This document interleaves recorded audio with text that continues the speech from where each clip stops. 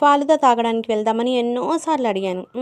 ఒప్పుకుంటేగా ఇంకా నేనే jelly mix and falooda mix తీసుకొచ్చి జెల్లీ ప్రిపేర్ చేసి ఇదిగో ఇలా పాలల్లో సి ఫాలుదా మిక్స్ వేసేసాను. ఆ సేమియా ఉడికే వరకు ఉంచేసి దింపేసాను. అలా చిక్కగా అయ్యేంత వరకు ఉంచుకోవాలి. అది చల్లారితే ఇంకా చిక్కగా అవుతుంది.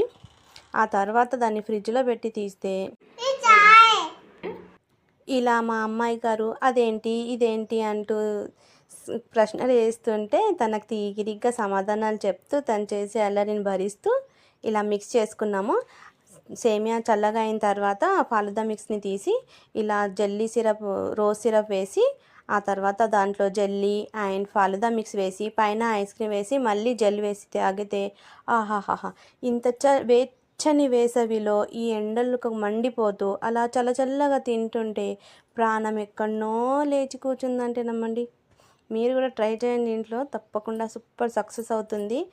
యూట్యూబ్లో ఎక్కడ చూసినా ఫాలుదా ఫాలుదా అని చెప్పేసి ఇవే చూస్తున్నారు, కానీ మనం చేసుకున్నవి అయితే చాలా బాగుంటాయి. బయట దీంట్లో ఇంకా నట్స్ కూడా వేస్తారు, నట్స్ టూటీ ఫ్రూటీ, కానీ తను వద్దని చెప్పేసి నేను వేసుకోలేను.